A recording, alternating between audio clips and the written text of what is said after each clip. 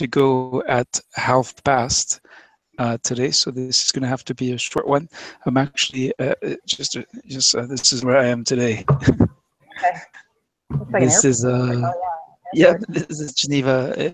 Yes, this is Geneva's airport, or airport lounge, I should say. So, okay, you want to get so tell us, Aaron. It sounds like you've been doing a lot of thinking about yes, what's happening in Scholar. So tell us. Kind of start where I had begun. So I kind of had. If you can recap okay. what you said before we started, and then go from there. Yeah.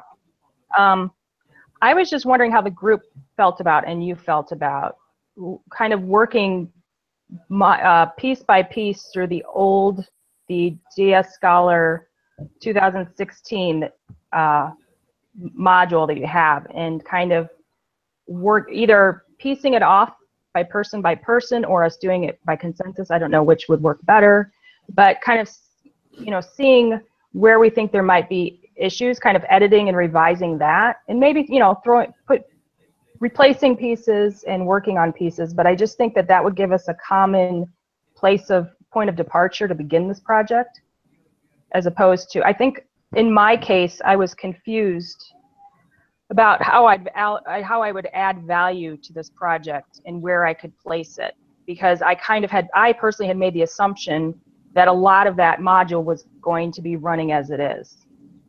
Just that that artifact was kind of there, and that we were adding value. So that was why I think that's part of the reason why I've had some issues with how do I add value and what should I write, what should I contribute in this reboot.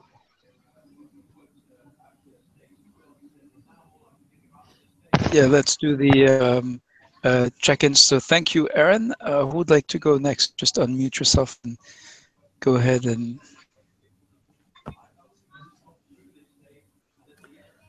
This is Barbara. Can you hear me?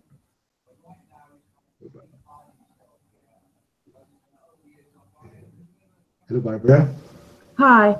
I'll just add that I finally added my week 1 sort of summary of comments. I had a hard time sort of thinking, similar to what Aaron was saying, what can I really add of value? Because there's a lot there of just sort of general participant feedback and that kind of thing. So I actually just pulled everything down and went through and read the things that stood out to me, and then sort of commented on that and generalized on that, sort of based on what I could remember of my own learning at the time. So I'll look forward to your comment on it, Retta, to see if that sort of captures what you were thinking. And I've already started week 2, so I won't take a whole 2 weeks to finish week 2. I do have some feedback for you, Barbara, but great to see that that update. And I know we're all juggling a bunch of different things in our lives, so I think it's pretty amazing how much we've been able to produce in one sense. In the other, if we were actually running a course, this would not be working. Yes, but then we probably would be behaving differently as well. So, Juan, are you able to speak today? Yes, finally I can get all my stuff together again, hopefully. And wow. Congratulations! Reading all the posts that you have shared, the whole team has shared. I've also been looking at the explainers, which I particularly liked, especially because, well, I did all the reading of all the material posted in the communities that I belong to. So getting out of the text and watching the videos is very refreshing, and it gives the type of content that I've always wanted to try and produce myself. So I'll be trying to do something similar now that I can be back on track. But for now, please be assured that I have studied, and I am reading and listening to all the material that you have produced, and will soon be posting my own. I have I'm going to propose a sequence of ideas based on the rubric, of course, but insisting on a on a line of thought to build cohesiveness, comprehensiveness, to help the participant tie everything together from the beginning. This is the intention of the set of posts that I have been drafting offline and that I will soon be sharing with you, hopefully this weekend. Okay, great. Yeah, yeah. All right. So just to recap, because we're running this sort of in sync with what the course, if we were actually running the course, so at the end of week 2, this would be the day when everyone is scrambling to submit their creator projects, or at least a draft. Can I ask you, the three of you, what that experience was like last year for you? Was it, yes, was it stressful? Was it, did some of you, I think at least some of you must have submitted early. Just quickly, starting with Aaron, then Barbara, then Juan.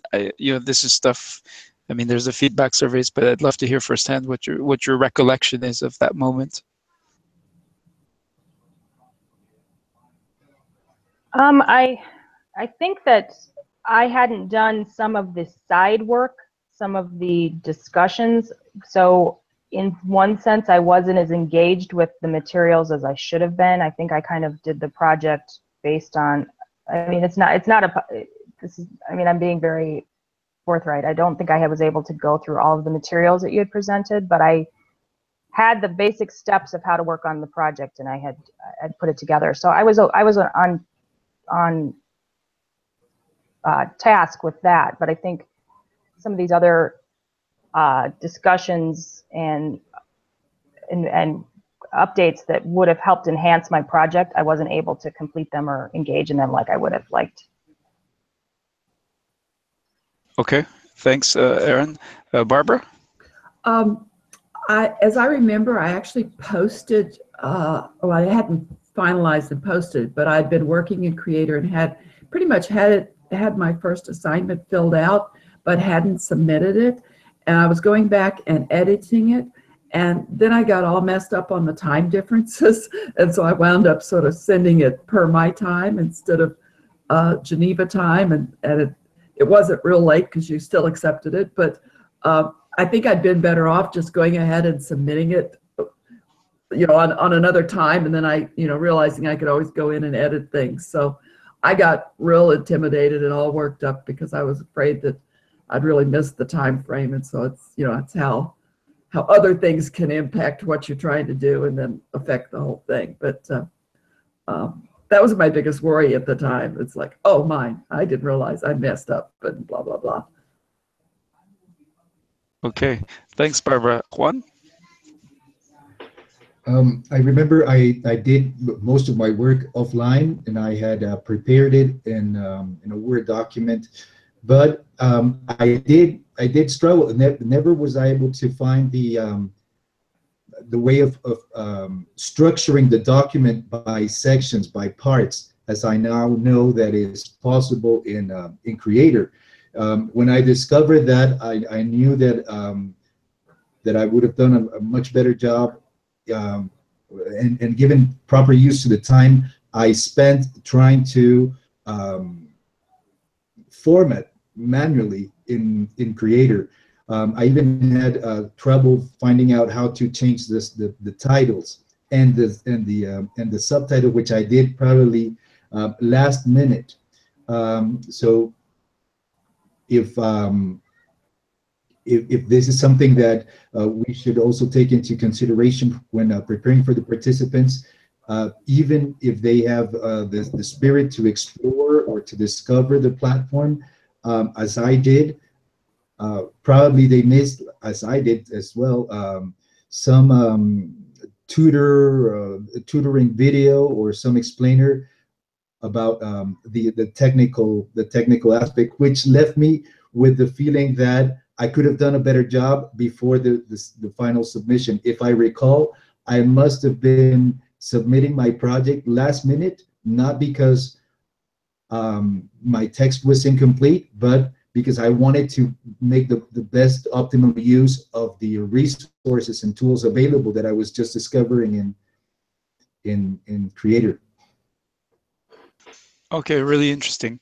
All right, now I want to respond to Aaron's and Barbara's comments about sort of purpose and your role, and also about what to put into the learning module. So, and I think your comments about how you all of you you basically succeeded in the course, showed sort of commitment and dedication and pulled through, right? So, and even so, you acknowledge that you missed some things in retrospect now with all this additional sort of scholar experience that you have. So that's my point, and that's why I do not want to sort of reuse stuff that was in the 2016 course. And that was the discussion I think we had earlier in the week. And so here is why, because basically we have the 2016 learning module and can make that available as a resource. So if people want the theory shards, if people want the backstage passes, if they want these different things, they can go and look for them in the learning module. But actually, most of these updates that were shared last year were peripheral to the main task, which is thinking through the course announcement. And the connection between that process of working on your creator project, I want to make more explicit by really zeroing in on just on the what is your creator project? Yes, what are you going to have people build, develop, construct? Yes, in creator in the course that you're describing, and making that a key part of the course. Once you figured out the creator project, then you have to build the rubric and so on. But basically, you've got a course, and if you can sort of, and what I would like is to really sort of laser focus on that, and have very simple, very short updates that with two things for each part of the rubric in the first 2 weeks. The first one is an explainer, and I've posted some, and thank you Juan and Iris, who sent a note. She's attending her aunt's birthday, so happy birthday, Iris's aunt. Yes, and so anyway, so on those explainers I want to make them better, but it's basically me conversing with whoever's out there, and me explaining the rubric and this process that I've guided, and sort of that I've been on myself many times and guide others many times as well on how to describe a course design to the point where you can announce something and have a fairly clear idea about how to then build the course very quickly using Scholar. So that's the sort of narrower scope and focus.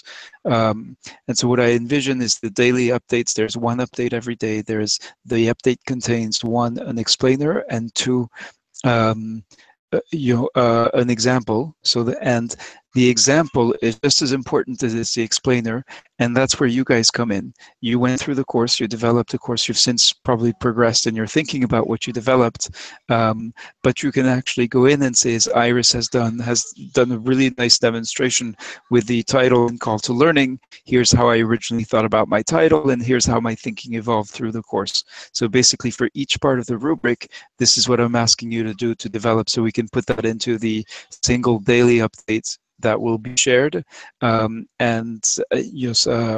then all of those resources that we put together that are wonderful, they're wonderful, but we leave them in the learning module in a separate 2016 learning module, and explain to people what we got out of it and why they might want sort of reading through or digging into that that module. So that's the approach.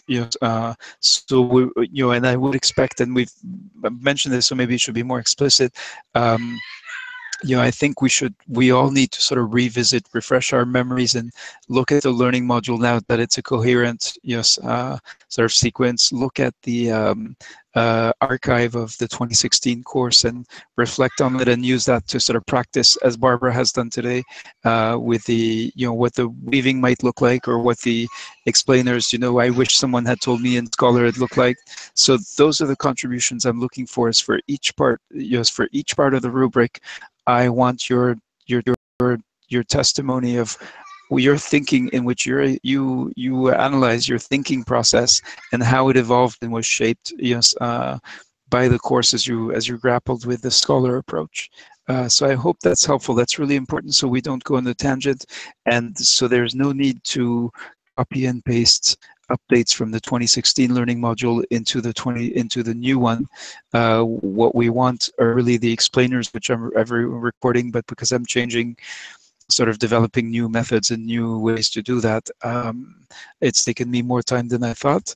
But you don't need to, the explainer is basically just me explaining the rubric, so you don't need to wait for me to have produced those in order to do your part, which is to say, revisit your course announcements, take the rubric and go through the rubric step by step. If you want to write up the update, if you want to do video, either way is fine. The combination is fine. And that's, so that's basically, so that's basically the vision for the course. And my experience, we've sort of come full circle in the collective impact course that I ran in January, with Juan and Koram Hassan, who was the lead subject matter expert, and some other folks. We developed these sort of super long updates, really detailed narratives with sort of like 2, 3, 5, 10 videos. All the videos were really short, but basically that was the course with the lowest completion rate ever for a Scholar course. Conversely, when I went back and looked at the first course I did in 2013, the updates were only about process. I had no content at all. There was a project, and then there was me telling people, today you have to submit, tomorrow you have to do this, so next week you have to review, the week afterwards you have to revise. So between those two extremes, I think the happy medium is to have sort of explainers, testimonies, and then resources that we point people to where they can, it's that connectivist ideal of sending people to explore things. So I understand that this may not have been clear to you, because it wasn't clear to me up until this week, but it is clear now. So I want to make sure. So I'm open to discussing it and sort of but my feeling is that will make for a really tight course in which people don't feel like they're falling behind, while still having sort of different doors open to exploration, and sort of looking at and engaging with resources so that can help them. Sorry, that's a bit long and drawn out, but I wanted to make sure to give hopefully a fairly comprehensive answer to that. Erin, is that helpful for you? And does that address your concerns? Does that make sense? I think so. I think I was just thinking of the module as something that, and I know Retta, you're the instructor, have been the instructor, so you are really in the game, but I was just thinking of this module as the repository of where the updates come from if somebody else were to be the instructor. So that's why I was just thinking of it as a cohesive whole. And you have some of the instructions in the module, and then you're talking about having some explainers. And so if I'm clear, I'm understanding that these two two artifacts that materials will be pulled from to create the course that runs the next time. Because if we only use explainers, we're not going to have the full instructions, the full step-by-step instructions of how to work through Creator, how to do our course announcement, how to review. You know what I'm saying? Do you know what I'm saying? Yeah, so the process, explaining the process, and that's key, because the other thing we want people to experience is to see how you actually teach people the Scholar process, right? To actually do it. Because the idea is they will then be running their own courses. So that we can repurpose. But I think thanks to Juan, who's produced some great very professional video tutorials that I think you saw during the apprenticeship. Yeah, I think we can improve on that and shorten it, make it simpler. We kind of know. I went to one extreme again in terms of sort of explaining in great detail every aspect, every step. We now know the things people get stuck on, yes, and can sort of focus our attention on giving people the basics. So that requires revision. That might be worth reviewing together, yes, but yes, especially in terms of so sort of again this task-based updates, where you come in, you see an update. The title has in parentheses how many tasks you have to complete in it. You open the update, at the top you see you have 3 tasks to complete in this update. And then 1, 2, 3, here are the tasks, the sort of summary of the tasks. And then here is each task in sequence. So that is a format that Michael Bradfield came up with for the ambulance course, and it's complete opposite of what I was doing, which is in the name of sort of open-ended exploration. You sort of had to read the whole thing, and you couldn't figure out what was a task, what was just a sort of an open question for your own thinking, what was something that what you actually needed to act on. So, but again, within all that, I see I see for me the most valuable and tremendously valuable contribution that each of you can make and have made, in fact, already, is to look at the rubric, take your course announcement from last year, and by whatever means you do it, for each criterion in the rubric, explain the thought process you went through and describe, and sort of explain the changes you went in your thinking about what your course title should be, what your call to learning should be, what your activities should be. Yes, and those will be used to illustrate the explainers, in which I just help basically explain to people what I have, what I have in mind for the rubric, and maybe share some examples of my own.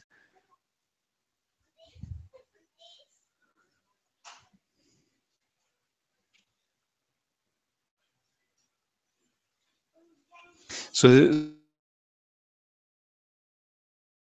at the end of week 2, we should have all published I should have published all of the explainers, and you all should have published all of the updates, yes, or all of the, I'm calling them testimonies, but yes, all of the testimonies, one for each criterion in the rubric, revisiting your course announcement. And if you want to see how to do that, I think Iris has posted some pretty impressive examples of the updates that I have in mind, and then those we would put into the new module. And if we have 4 or 5, we would not necessarily use all 4 or 5, but we would pick during the course the one that's likely to be most helpful to the learners to publish in the community. But also every learner in the course would have access to the Reboot learning module, so we'd be able to see everything that's in. Yes, we'll be able to see all of the updates that you produce that are sort of consistent with what we want to achieve.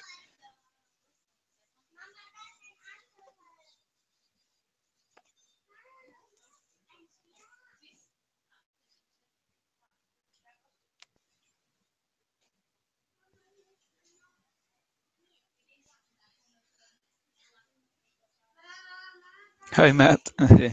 Glad you made it. I have to go in about 2 minutes.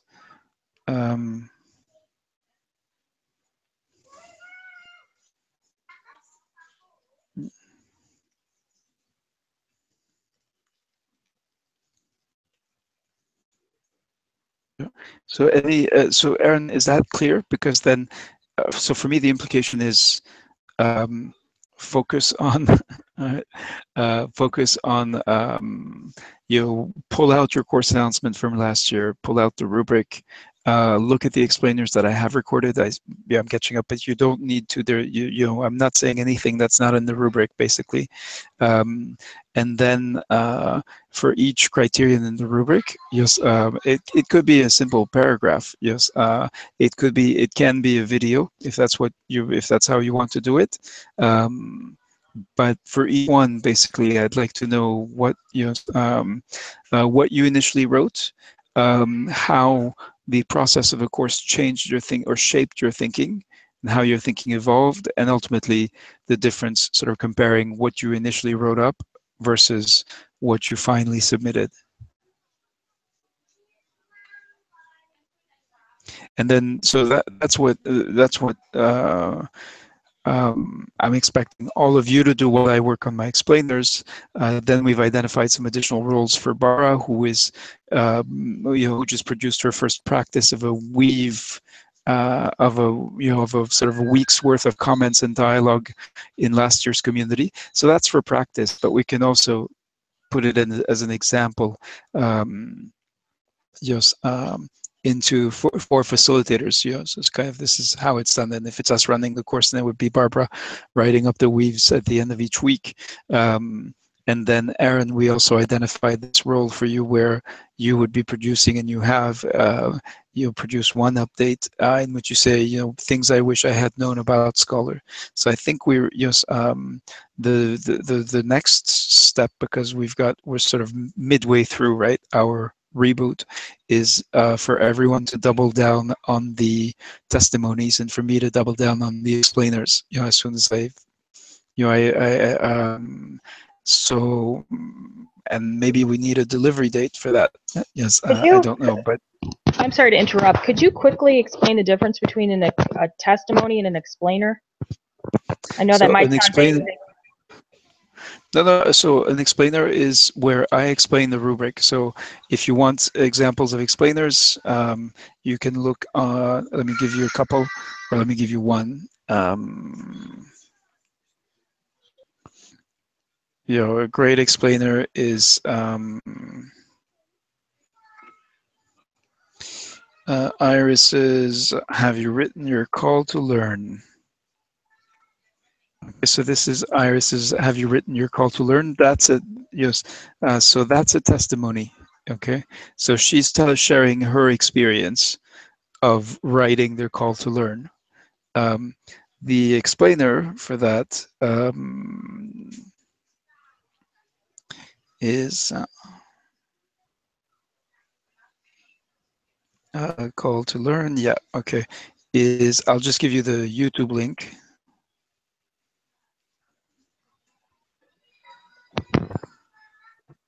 Yeah, and that's the YouTube link. So in the explainer, I say, okay, so you have to write your call to learn. Here's what should be in your call to learn. It should be inspirational. It should be compelling. It should indicate clearly what the benefits are, what people will gain for the ones who are looking for that. And so I explain what's in the rubric. You explain what you put in your course announcement and why and how it changed over time. Okay, so that's the difference. Is that clear?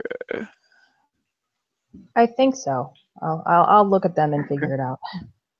Okay, well, and so when you say, Matthew, these are testimonies and not explainers, I don't know what these refers to, because I've given a link to Iris's testimony and a link to my explainer for the call to learning. So the sequence really is, I explain a part of the rubric, criterion in the rubric, and share what I think should be in a good call to learning, for example. And then people who have developed course announcement share their course announcement as an example and testify to their thinking process, to the process they went through which they developed their title, their call to learning, their activities, their assessment and certification, and so on and so forth. So that's what we need. And again, if it's like a paragraph, it needs to be illustrative, and it needs to make sense to people who weren't part of the course last year. So Iris has used screenshots of her final project. I think that's a good, effective way to do it. Showing in a video, it could be a screencast in which these are testimonies. Yeah. Yeah. Yes. So Matt, what I want you and the other the others basically to do is to do this testimonies that sort of speak to my explainers. So I explain, here's what you would go into a good call to learning, and I'm basically explaining the rubric, so you don't need to wait for me to have produced it. And then you say, well, I knew, initially this is what I had in mind for my call to learning, but then through the dialogue in the course, or through a group discussion, or because I got this feedback, you explain what happened and why you changed things, and then why you think the change made you improve that particular section of your announcement. Okay. Right, good. Right. Okay, guys, I have to skedaddle. I don't know what. That's what we used to say in my yes, in my youth. So yeah, and it is Friday, right? So TGIF. Yes. What would Juan? Is there like a Spanish version of TGIF?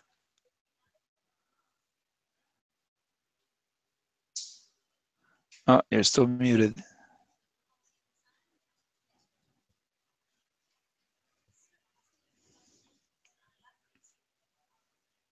Gracias a Dios is very nice. So that's like GADEV. Is there an acronym? Okay, there is. All right. Okay. Anyway, lovely to speak to you next week. I think we really have to double down and produce these things. I'm organizing myself to do this, and I actually have because let me think. Yeah, and I'm hesitating. Let me tell you why. Because I want us to finish this, and I want all of the testimonies and all of the explainers to go into that learning module, along with the process stuff of how you use Scholar, and the and linking to the resources. And so we're actually ready to teach the course, but we're preparing a series of modules with the World Health Organization. So, and we just recorded the videos today. And I want to, and so I'm going to be working on the design of the activities, so the creator project and the activities and so on. And I'm wondering if that could be an interesting challenge for you guys to look at, and good sort of fodder, because this is one that's really happening in September. It's a complex topic. On the public health, so it makes for an interesting case. And if you propose stuff that that stands out, we will actually use it.